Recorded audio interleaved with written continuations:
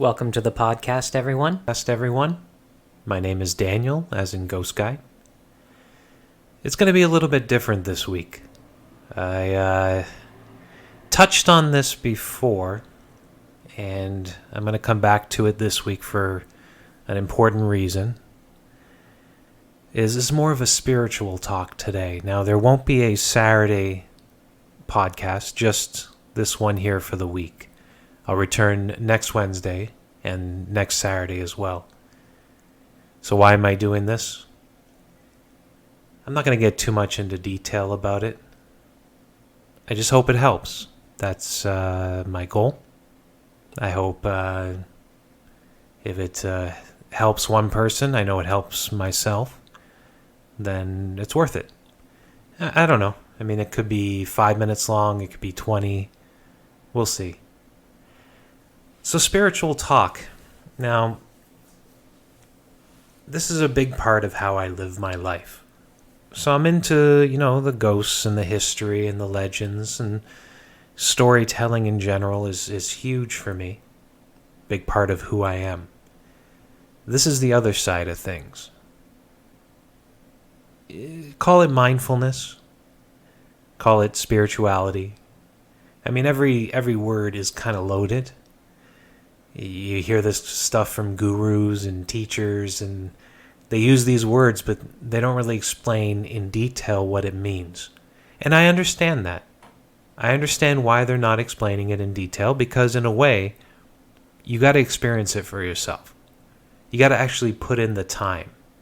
Now I'm going to tell you, this is very natural. To live like this is the goal. It's very natural to love being in life and to be naturally calm and to not wish to cause pain to others and to things. It is natural for us. Now, this has been confused over time, where competition is made to be key, and fighting your fellow man and woman is what's important, and you gotta make that money, and you gotta live that life, and you protect your family, but you're protecting your family over all others, your human family. And I think society has gotten a little bit sick in that regard. Now, I don't just say this, and I'm definitely not saying it for any political reason. I tend not to skew political. I tend to avoid it like the plague. I'm saying this because I believe that underneath all of that chaos, there is calm. So even in the most messed up situations, in the hardest moments of our life, if you can find that calmness underneath it all, things just aren't as difficult as you would think them to be. So now, with that little intro out of the way, what I'm going to focus on today is, as you've seen from the title of the podcast, I'm going to talk a little bit about losing someone. Now, to be in the moment, to not hold on to things. This is an important key right there. Because we tend to hold on to things, hold on to anger. You try and hold on to those moments that you found to create the most wonder, that you enjoyed the most. So you hold on to it because you think that there's not going to be another one around the corner. So on the flip side, you hold on to anger too. How somebody mistreated you, or an injustice that was done to you. And what happens is you're not releasing this in the moment. It builds up. So when you lose someone and you're going through those motions of pain, the natural reaction should be to feel it. To honor it in the moment. You're honoring the person in the same regard. But then to let it go. And that's the difference right there. To let it go. And not a lot of people do that. Not a lot of people can just feel deeply into it. What we tend to do instead is we fear pain. So when you have an emotion coming in that causes pain, you push it down. You try to ignore it. You try to focus on other things. You watch TV. You smoke some weed, or you drink, or whatever can help you to try and forget. But those feelings, they just stay there. So what happens is more sorrow, more pain starts to come in. You see something that reminds you of them, or you talk to someone and they bring it up, and it just keeps building up. It's never released, because every time that a little bit of pain comes in, you're pushing it down. But here's the thing, you're pushing it down on top of the other pain. And eventually it builds up so much that you'll have an explosion, some type of release of that energy. Now, some people find this in activities. Some people do death-defying stunts, or like things like skydiving or boxing or whatever, ways that they are comfortable with to release that energy.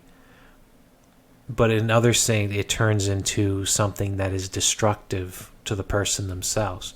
Drugs and alcohol is an example of that. So the idea of releasing in the moment is very important, that you face the pain and you let it pass. Now, this is so important when it comes to losing someone.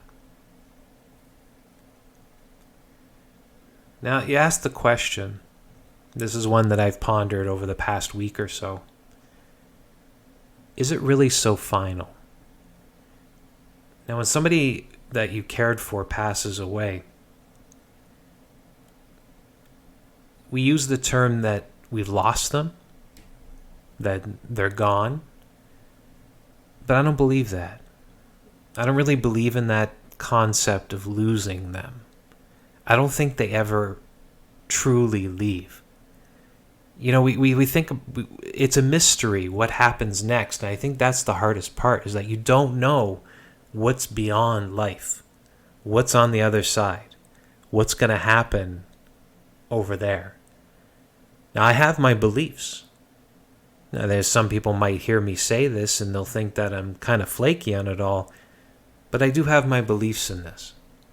I do believe that we're all made up of the same stuff. So I was saying, our human family, we're all interconnected. You look down into the idea of energy, and then it becomes even more clear. Now, I don't really subscribe too much to religious beliefs, but I believe it is the Buddhists that bring in the idea of reincarnation. Now, for me, that makes the most sense.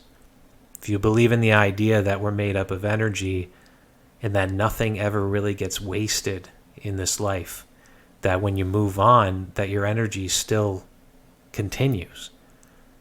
Now, that is a really beautiful thought to me. The idea that this isn't the end, that the person that you lost continues on with their journey, and that you continue on with your journey. And even though you've lost them in this reality, in this life, that it's very possible, and I believe it is true, that they will be in the next one as well, in whatever form. That the energy of who they are remains. So this is the thought of feeling who that person is.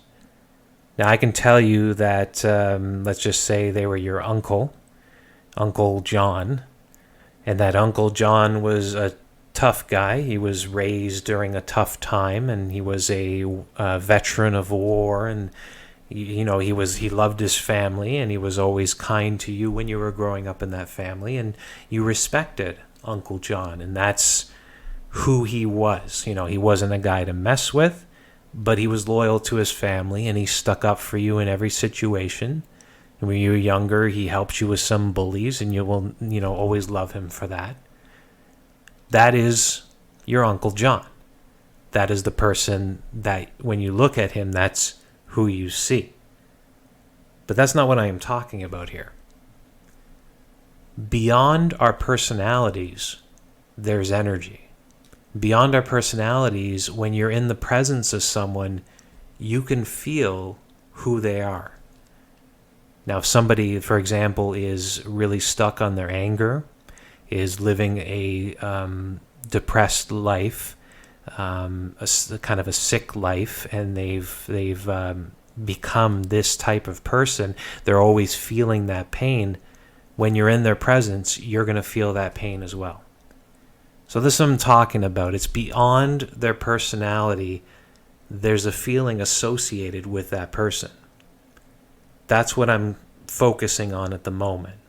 So, for example, if you're with a loved one in the next day or two, I want you to ask when you're in their presence. Just at a moment, they don't have to know you're doing this. You can kind of look at them from afar, just to make sure they don't catch you staring. It could be creepy. And I want you to look at them, and I want you to say in your mind, feel this person. Who are they really? And just let that feeling come to you. Because that is going to be their signature. That is what you're going to hold on to from that moment forward. Because that signature is the most important thing about them. And beyond this material reality, and beyond who they are as you see their personality, that signature always remains.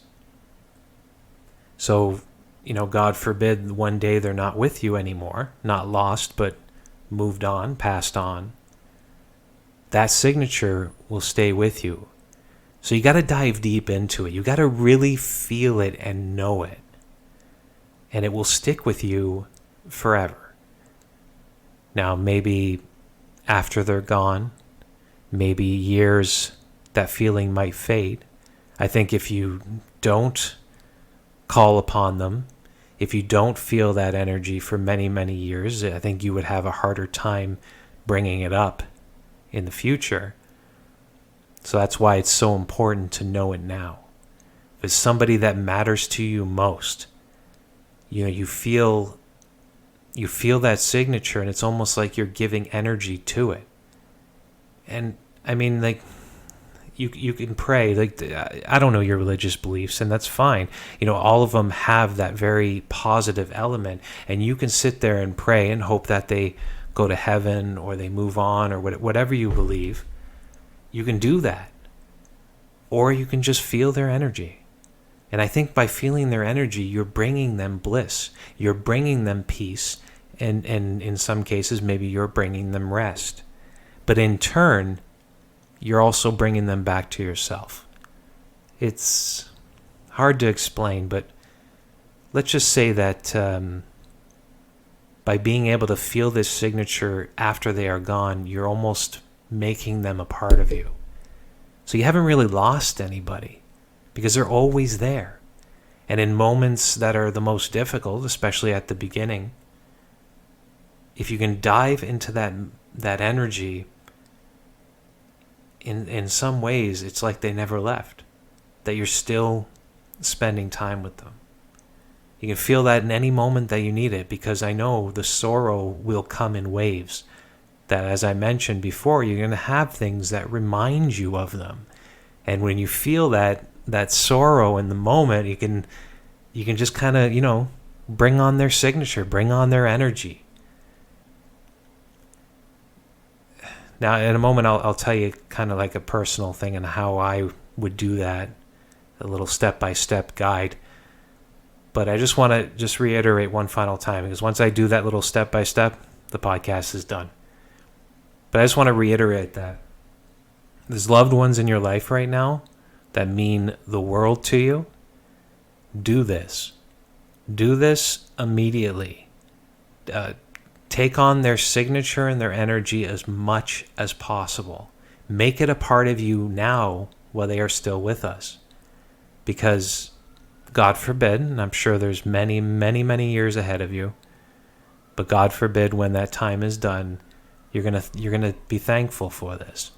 Because it's gonna give you a type of peace that I've never really seen out there that exists. Maybe in Buddhist teachings, maybe in some mindfulness teachings, but I'd have a hard time looking out to find this kind of way to cope with the grief that comes with losing someone.